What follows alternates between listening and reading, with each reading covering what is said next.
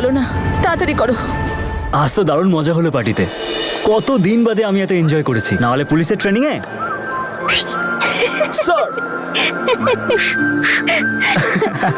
দেখলাম আমি, কি ডান্স করলি রে তুই, খুব হট লাগছিল। আরে তোকে তো এখনো হট লাগছে। আচ্ছা তাহলে এরপর আমরা কোথায় যাব? তুই বলে দে কোথায় যাব।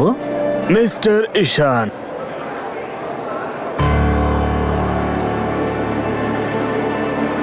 হ্যাঁ বলুন। আরে হাই সাই বলতে হবে না, আরে কথা বল। তোর বাবাকে সাসপেন্ড করা হয়েছিল না? আর তুই এখানে পার্টি করছিস, মজা করছিস। খুব ভালো ভাই, খুব ভালো। এক মিনিট, আপনি কে? আর এসব আপনি কি বলছেন? আর আপনি বেশি জানেন কি করে সাসপেন্ড হয়েছে? ক্যাপশন টাকা, এখন ছেলেও যাচ্ছে ওই পথে। জানেই তো পুলিশের চাকরিতে টাকা ছড়াছড়ি। ও এক্সকিউজ মি, ফালতু কথা না বলে এখান থেকে বেরোন যান। নম্রতা, ঈশান তুই দাঁড়া। নম্রতা।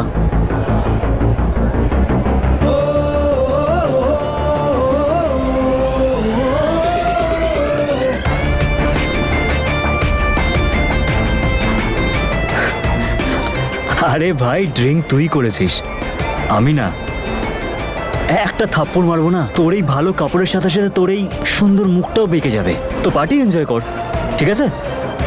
আর শোন, আমি পুলিশের চাকরিটা এটার জন্য করছি না। আমার বাবার উপর যে কলঙ্কটা লাগানো হয়েছে সেটা মোছার জন্য আমি এসব করতে চাই। কারণ আমি জানি যে উনি নির্দোষ।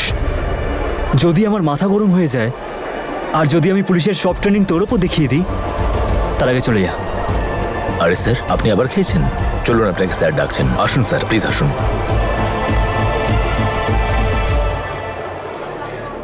তোর কি হলো? তোর মুখটা এরকম কি করে হলো?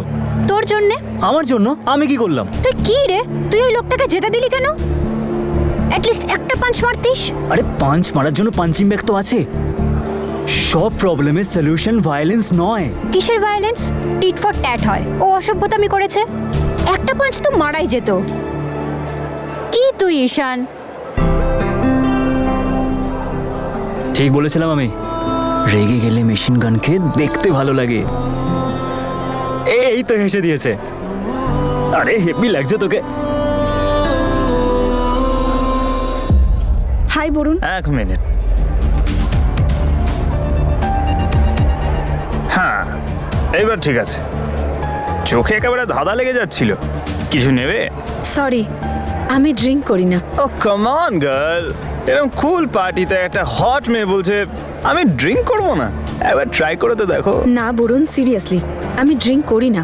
আচ্ছা ঠিক আছে, জুস খাবে? ঠিক আছে। Hello, juice.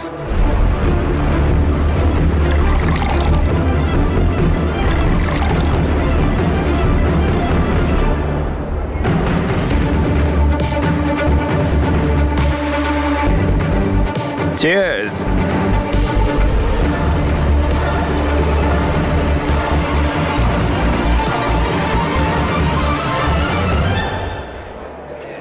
ঈশান, তোর ফোন কোথায়? তুই ফোন তুলছিস না কেন? কখন থেকে ট্রাই করছি আমি।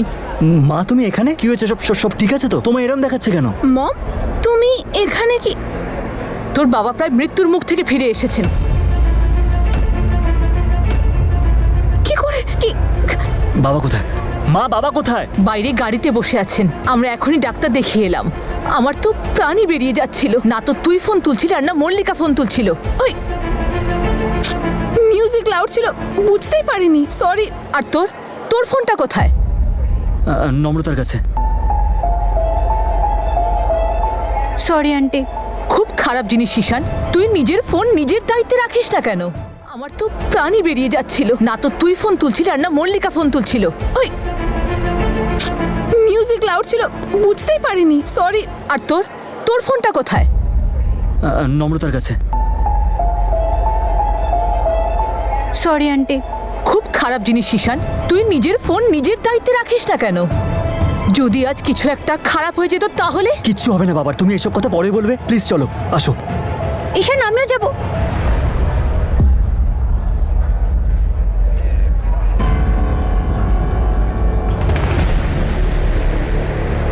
কি জুস এটা? খুব ভালো খেতে এটা।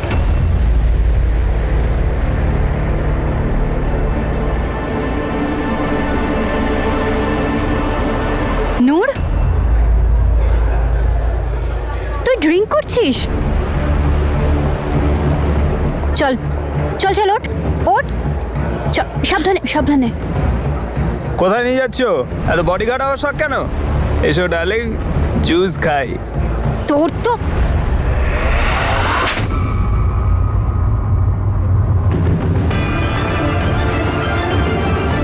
আমি ওর দিদি হই।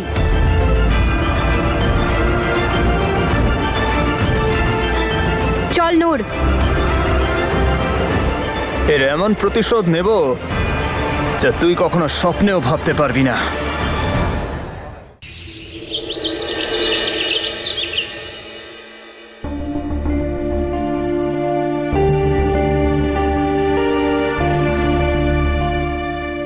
ইস নূর, আমার মনের ইচ্ছে তো মনের মধ্যেই থেকে গেল। আমারও খুব ইচ্ছে ছিল যে আমিও এরকম পার্টিতে যাব আর তোদের মতো খুব মজা করব। মামি, আমি ওখানে কিছু খেতে আসিনি। আরে এসব ছাড়, তুই এখন বল তো ওখানে গিয়ে কি কি খেলি?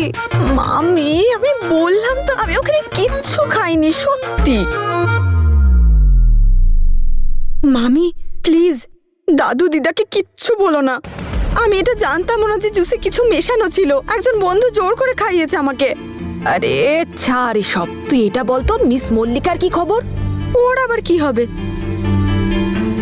এমনিতেও নম্রতার বন্ধু, তুমি ওকে গিয়ে জিজ্ঞেস করো, আমি কি করে জানবো? আরে বাবা, নম্রতা কেন বলতে যাবে ওর বান্ধবীর সিক্রেট? আর তুই কি জানিস ওই মল্লিকার তো বিয়ের কথা চলছে। মল্লিকার? কার সাথে? অনেক বড়লোক বাড়ির ছেলে নাকি? অনেক বড়লোক বাবা রে। আরে মিস্টার মিত্র ছেলের সাথে। আরে ওদের ট্রান্সপোর্টের বিজনেস এত বড় যে কি বলবো। বিয়ে আর আমি? মম প্লিজ, আমি কোনো গৌতমের সঙ্গে দেখা করতে পারবো না। প্লিজ বলো না। মা, অ্যাটলিস্ট তোকে কলেজটা তো শেষ করতে দাও। হ্যাঁ, তো আমি কি আর আজকে বিয়ে করতে বলছি? আর এমনিতেও কলেজ তো শেষ হতেই চললো। তারপর আমি কারো কথা শুনবো না। ছেলেটার পরিবারটা কিন্তু সত্যিই খুব ভালো, আর ওদের সঙ্গে সম্বন্ধ হলে আমাদের জন্য সেটা খুব ভালো হবে। আর ছেলেটা বাইরে পড়াশোনা করেছে, কি সুন্দর বাবার সাথে নিজেদের ফ্যামিলি বিজনেস সামলাচ্ছে। আমি কি কিছু ভুল বললাম? তুমিও কিছু বলো না। এই বাড়িতে কেউ শোনে আমার কথা? না তুমি, না তোমার ছেলে। দেখলে, ড্যাডও চায় না আমি কারোর সাথে দেখা করবো না। তুমি এই মিটিংটা ক্যান্সেল করাও, ঠিক আছে? তুমি তো জানো আমি লাভ ম্যারেজ করতে চাই। আমার জীবনে রোম্যান্স ইন হওয়ার আগে আউট করে দিও না। এইসব লাভ টাভ না, সব বাজে কথা। যা কিছু হয় তা বিয়ের পরেই হয়। মম, আরে এসব কি বলছো তুমি? হায় কপাল, ছেলেটার সঙ্গে আবার দেখা তো কর। হতে পারে তারপর তোর ওকে পছন্দ হয়ে গেল। আর তাছাড়াও আমি কি তোকে এক্ষুনি বিয়ে করতে বলছি? আমি তো শুধু দেখা করতেই বলছি, তাই না? আন্টি তো একদম ঠিকই বলছেন। নমস্কার আঙ্কেল। শোনো এসএসপি সাহেব, তুমি ওর মেয়েকে অনাথ করে দিয়েছো। আপনার শরীর কেমন আছে আঙ্কেল? আমি ঠিক আছে। And aunty, I am so sorry. সেদিন আসলে ওখানে না এত ওসব জোরে। কথা ছাড়, তুই শুধু আমাকে এটা বল, তোরও কি মনে হয় না ছেলেটার সঙ্গে ওর দেখা করা উচিত? হ্যাঁ আন্টি, অবশ্যই। আরে সেটাই তো আমিও বলছি, দেখা করতে কি অসুবিধা? একবার দেখা কর না, কি যায় আসে? ওকে ওকে ফাইন, দেখা করতে পারি একটা শর্তে। সন্ধ্যাবেলা যখন ও দেখা করতে আসবে তখন তুমিও আমার সঙ্গে থাকবে। শুলেই যখন চড়াতে চাইছিস তাহলে মরাল সাপোর্টটাও দে। আরে ভাই মল্লিকা। হ্যাঁ হ্যাঁ মা, তুইও চলে আসিস। ঠিক আছে আন্টি, আমি আসবো আর একে তৈরিও করে দেবো। ওকে তৈরিও করে দেব। নূর, তুই কিভাবে বিয়ে করবি? মানে আমি বলছি, কিছু ভেবেছিস নাকি কিরকম ছেলে পছন্দ তোর?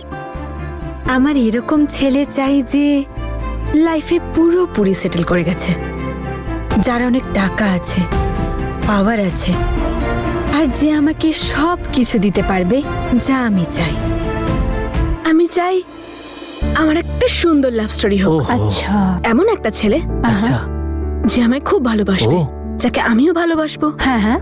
আর যে আমার জন্য সবকিছু করতে রাজি হবে, নিজের প্রাণ দিতেও ভাববে না। আচ্ছা। আর ওয়েডিং এর দিন না হোয়াইট কালারের ঘোড়ায় চড়ে আসবে। আয় হায়। আর ওর কাছে একটা বড় গাড়ি থাকতে হবে। ও যখন আমার সামনে এসে দাঁড়াবে না, তখন মনে হবে অনেক দূরে কেউ একটা গিটার বাজাচ্ছে। আচ্ছা। ও আমায় ভালোবেসে একটা টাইট হাগ করবে। যখন আমায় টাচ করবে না, তখন কারেন্ট লাগবে, যে আমায় এত ভালোবাসবে, এত ভালোবাসবে, এত ভালোবাসবে ভালোবাসা তো হয়েই যাবে, শুধু জীবনে সেটেল হওয়াটা দরকার। মনে হচ্ছে তুমি সব ভেবেই রেখেছো। না মামি, আসলে তুমি আমাকে জিজ্ঞেস করলে তাই আমি বললাম। আরে এতে ভুলটা কি করেছো? আরে আমিও তো এটাই মানি, টাকা আর পাওয়ার থাকলে সব সেট থাকবে। আচ্ছা তুমি একটা কথা বলো তো, এগুলো এমনি বললে নাকি সত্যি কাউকে পছন্দ করে রেখেছো? আরে না না মামি, আমি কেন পছন্দ করব? দাদু দিদা আছে তো, ওরাই পছন্দ করবে আমার জন্য, কোনো বড় লোক ছেলে। হ্যাঁ তো ঠিক আছে, তুমিও পেয়ে যাবে লম্বা গাড়িওয়ালা বড়লোক ছেলে। আচ্ছা ছাড়ো, এই সব কিছু ছাড়ো, সব থেকে গুরুত্বপূর্ণ বিষয় হলো তাড়াতাড়ি রেডি হয়ে গিয়ে রেণুকার সাথে দেখা করো। ওর কাছ থেকে গিয়ে মশলাদার খবর নিয়ে এসো। যাও, জানতে হবে তো মিস মল্লিকা ওই বড়লোক ছেলেটাকে হ্যাঁ বললো নাকি না। যাও যাও। এটা তো ঠিক কথা, আমাকে গিয়ে দেখতেই হবে যে ছেলেটা কিরকম। আন্টি, ফ্যামিলিটা তো খুব ভালোই মনে হচ্ছে। নাম্বার 1 ছেলে এনেছি।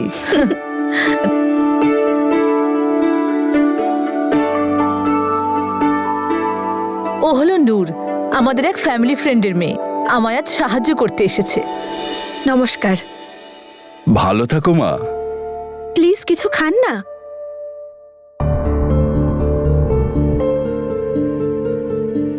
দিদি, মল্লিকা কোথায়? ওকে ডাকুন। হ্যাঁ অবশ্যই, 1 মিনিট। ঈশান, একটু দেখ তো। হ্যাঁ মা, ওই তো এখানে।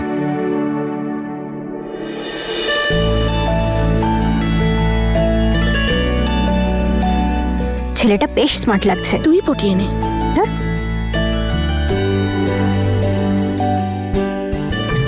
আয় মা, আয়। এই দেখুন, ও হলো আমাদের মেয়ে মল্লিকা। নমস্কার নমস্কার। খুব ভালো থাকো মা।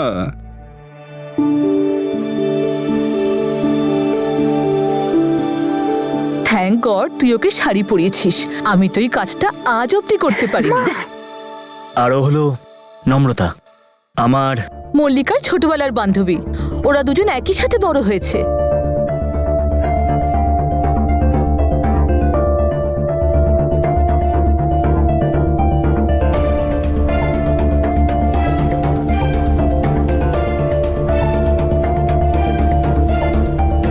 মা, আমার মনে হয় মল্লিকার গৌতমকে কিছুক্ষণের জন্য একা ছেড়ে দেওয়া উচিত। একটু স্পেস পেলে ওরা নিজেদের মতো কথা বলতে পারবে। হ্যাঁ হ্যাঁ অবশ্যই, যা মা, তোরা দুজন একটু বাইরে গিয়ে কথা বল। আরে ওরা কেন বাইরে যাবে? আরে দাদা, অনেক খেয়ে ফেলেছি, চলুন বাইরে গিয়ে পায়চারি করি, আর সেই সুযোগে সারা বাড়িটাও দেখে নি। হ্যাঁ হ্যাঁ চলুন। চলুন যাওয়া যাক।